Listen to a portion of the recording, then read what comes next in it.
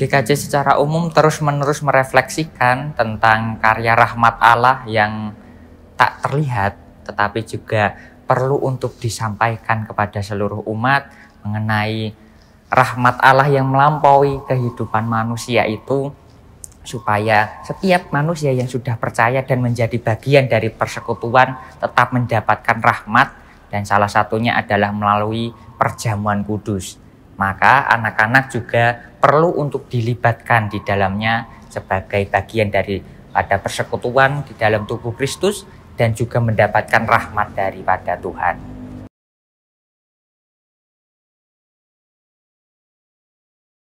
Jika kita melihat secara alkitabiah, maka kita tidak akan menemukan landasan yang eksplisit disampaikan. Hanya kalau kita berdasar pada tradisi Calvinis, maka yang ada adalah dasar penyampaian Calvin itu sendiri yang memberikan pemahaman bahwa perjamuan kudus perlu dipersiapkan dari dalam diri, yang didasarkan pada 1 Korintus 11 ayat 27 dan 28. Nah, itu yang menjadi sebuah permasalahan sebetulnya di dalam gereja-gereja aliran Calvinis, bahwa konteks daripada Korintus tidak hanya mempersoalkan tentang mempersiapkan diri, tetapi bagaimana perjamuan itu juga menjangkau setiap orang yang termarginalisasi. Itu yang menjadi konteks daripada Korintus yang dijadikan dasar oleh Calvinis. Tetapi kalau kita mundur berdasarkan tradisi perjamuan, maka kita menemukan perjamuan Paskahnya orang-orang Yahudi. Dan di dalamnya anak-anak juga terlibat untuk mengikuti perjamuan Paskah itu. Karena di sana juga anak-anak dijelaskan mengenai apa makna perjamuan Paskah ini bagi orang Israel. Bahwa mereka sudah dikeluarkan dari tanah Mesir dan akan dijanjikan menempati tanah perjanjian yang baru bagi mereka untuk ditinggali. Nah, kalau berdasarkan tradisi, maka kita akan menemukan perjamuan Paskah ini yang diteruskan sampai dengan zaman Yesus. Jadi secara eksplisit memang tidak dijelaskan di dalam Alkitab, hanya berdasarkan tradisi dan juga berdasarkan pada pemahaman tradisi Calvinis yang memang memiliki perbedaan pandangan di dalamnya.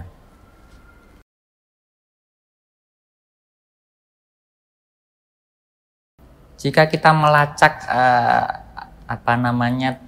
perjamuan kudus ini, maka ada satu titik di mana hal itu juga dikatakan. Misalkan Bapak Irenaeus itu mengatakan bahwa anak-anak juga mungkin terlibat di dalam perjamuan itu di gereja mula-mula di zaman para rasul, karena tidak dijelaskan secara eksplisit di dalam Alkitab, melainkan berdasarkan pada penjelasan bapak-bapak gereja pada zaman dahulu. Salah satunya adalah Irenaeus.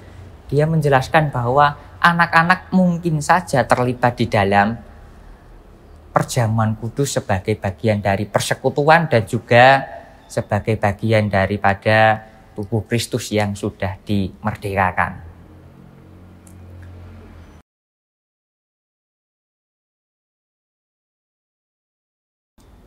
Tentu di dalam praktis kita melaksanakan perjamuan kudus, kita memperhatikan aspek selain teologis dan tetapi juga memperhatikan kondisi anak itu sendiri. Apakah anak itu secara fisik sudah mampu menerima anggur atau belum? Kalau misalkan masih berumur 6 bulan atau belum genap 1 tahun, tentunya itu menjadi pertimbangan secara khusus baik itu orang tua maupun gereja. Apakah anak ini sudah diperbolehkan untuk meminum anggur? Kalau misalkan orang tua secara khusus mengizinkan anak meminum anggur, ya dipersilahkan. Tetapi apabila belum diperbolehkan untuk meminum anggur, maka akan disediakan alternatifnya berupa jungle juice anggur yang nanti akan disediakan untuk anak-anak yang secara fisik belum bisa menerima anggur untuk diminum, demikian.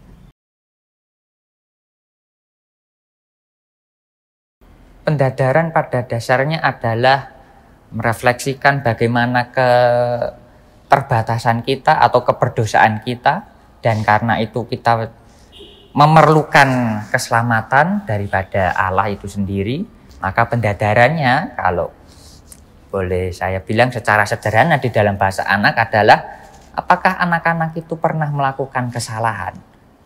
Lalu kalau misalkan anak-anak itu pernah melakukan kesalahan, kira-kira dia dimarahi atau tidak toh? Terus kalau dia dimarahi, apa yang harus dia lakukan? Apakah kemudian akan marah balik, atau dia diharuskan untuk meminta maaf kepada orang tua misalkan? Ayah, ibu, aku minta maaf karena aku sudah melakukan kesalahan. Tentu sebagai orang tua yang memberikan kasih sayang kepada anak, dia akan memberikan pengampunan kepada anak karena sudah meminta maaf. Sehingga bahasa pesan tentang pendadaran pada dasarnya adalah bagaimana anak itu menyadari akan kesalahan itu. Sehingga bahasanya bisa disesuaikan dengan kondisi anak-anak.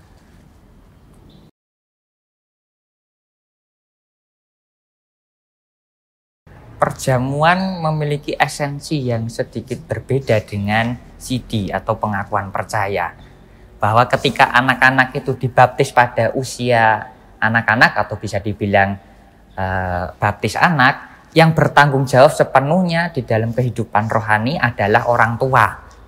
Sehingga orang tua yang perlu mendidik anak untuk mempersiapkan diri sampai dia mau atau sampai sudah waktunya dia mengakui diri percaya kepada Yesus Kristus.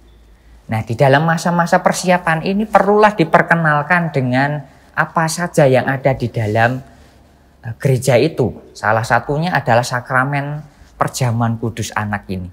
Nah, apabila perjamuan kudus ini tidak dijelaskan oleh orang tua, maka anak-anak tidak akan bisa mempersiapkan diri ketika ia mengaku percaya di hadapan gereja dan juga di hadapan Allah. Karena dia tidak bisa mengikuti sebagai bagian daripada persekutuan itu, maka hal ini yang perlu direfleksikan ulang, bahwa anak-anak karena sudah ada di dalam persekutuan gereja, maka perlulah anak dipersiapkan sedari ia dibaptis sampai ia sudah tiba waktunya untuk mengaku percaya, supaya di masa-masa persiapan ini tidak ada gap yang terlalu panjang, dan anak-anak bisa juga terlibat di dalam perjamuan kudus bersama dengan jemaat-jemaat Tuhan yang lain.